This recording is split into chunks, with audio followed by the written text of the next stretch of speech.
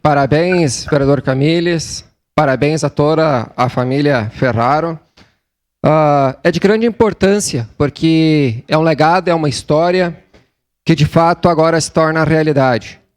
E nós estamos falando aqui de um projeto de lei, e até estava observando, loteamento Irmãos Miquelon, bairro São Ciro, em nome da Praça Ângelo Ferraro.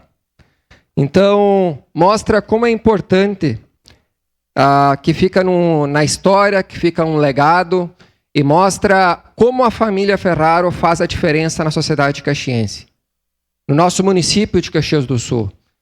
E também, em nome aqui do senhor Ângelo Ferraro, a gente sabe aqui que existe empresário, existe pessoas da família que geram a economia do nosso município, do qual muitas vezes passa despercebido, mas é geração de emprego, é geração de diversos itens do qual se faz a diferença. Então, parabéns a todos vocês e que essa família maravilhosa continue cada vez mais prosperando.